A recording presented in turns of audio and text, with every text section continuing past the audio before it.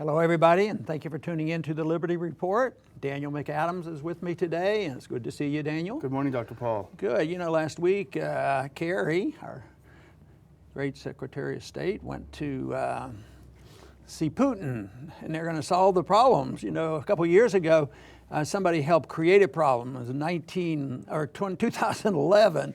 Our policy became Putin or Assad has to go. That was our policy, and then we wondered why it hasn't happened, and Syria is still a mess.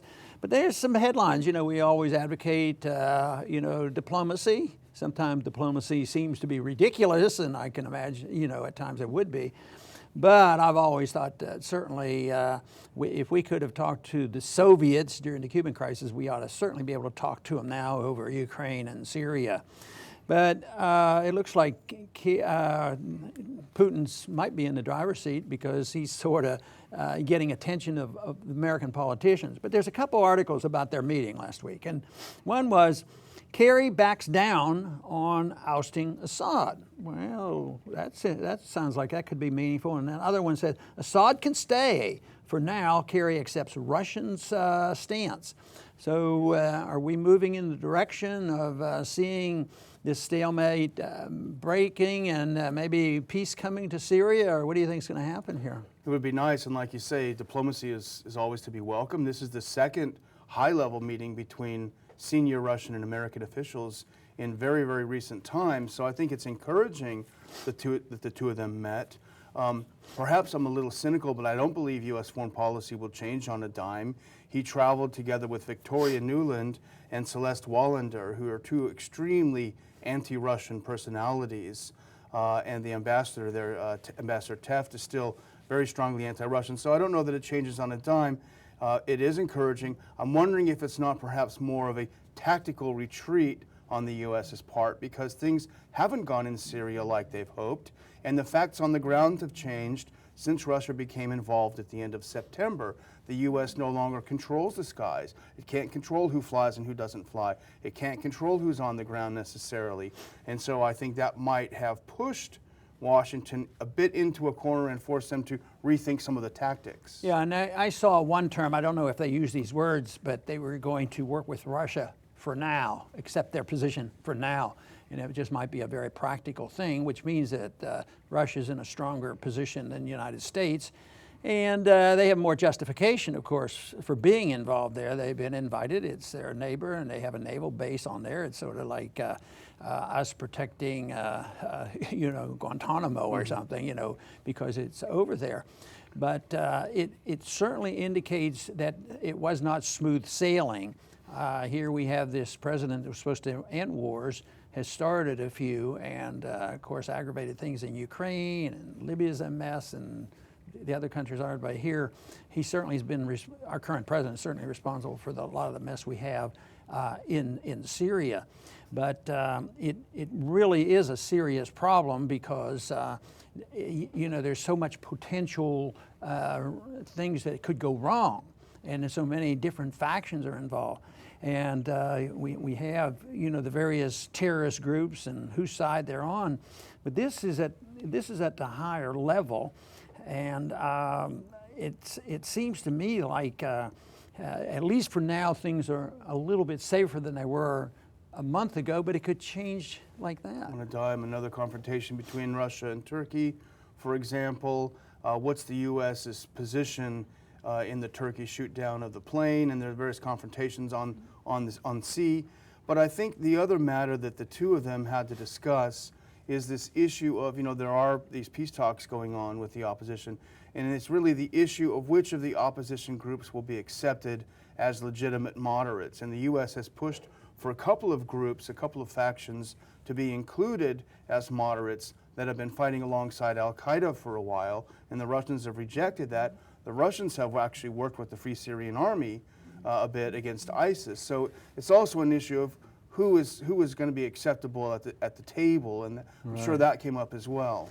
Now, if we walked out of there, which would give every neocon a heart attack, if we walked out of there and they say, oh, you're just giving it to the Russians and they're going to own it and control it, but nothing guarantees tranquility if the Russians were running the whole country, they didn't have any tranquility in Afghanistan, which was a much more difficult task. But now there's how many groups? I bet we could bring 3, 4, 5 different groups who want their own control of the country and their faction. And then you have the Kurds that are involved too, and the Turks aren't going to walk away peacefully.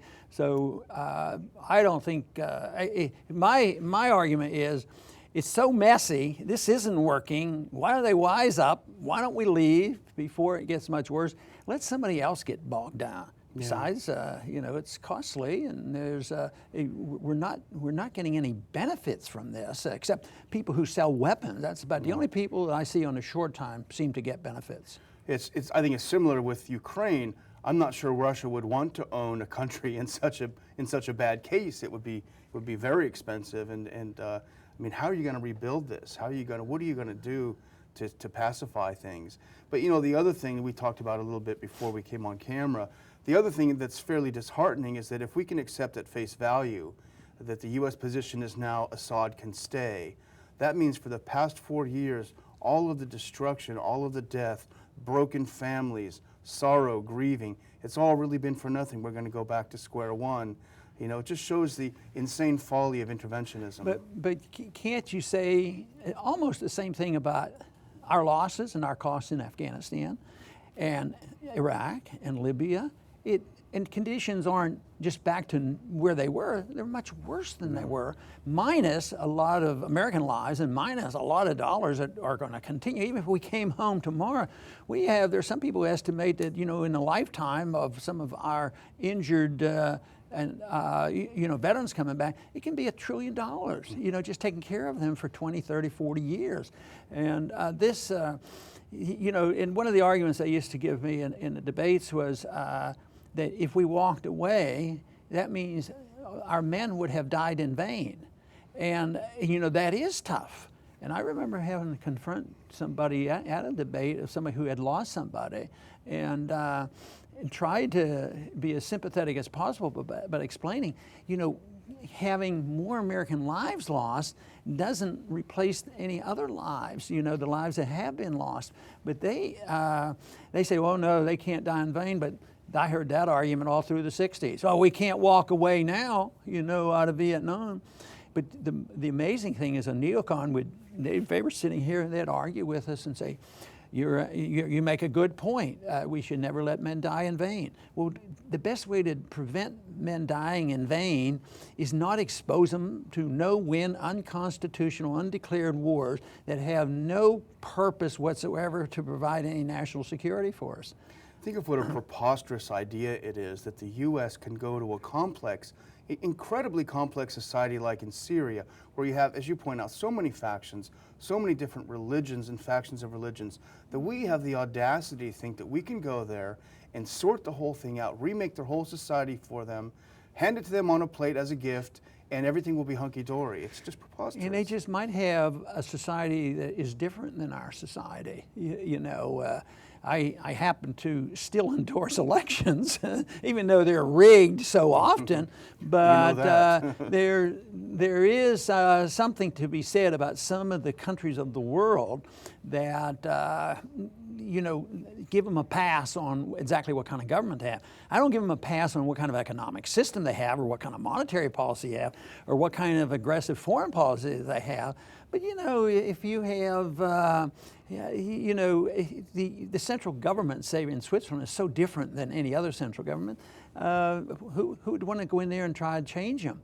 And yet this is what we do, and there's social and religious and cultural differences, and it's just this intolerance that people have. And of course, intolerance is one of the things that's the hardest thing for people who are looking at the libertarian message to accept.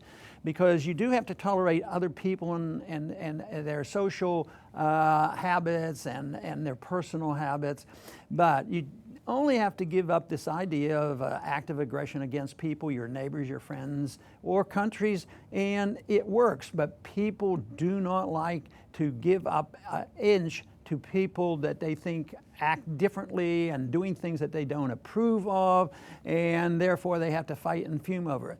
I see the only answer to moving us toward a more peaceful world is accepting the basic principles of libertarianism, which means nobody has the right to take somebody else's property or interfere with another person's life.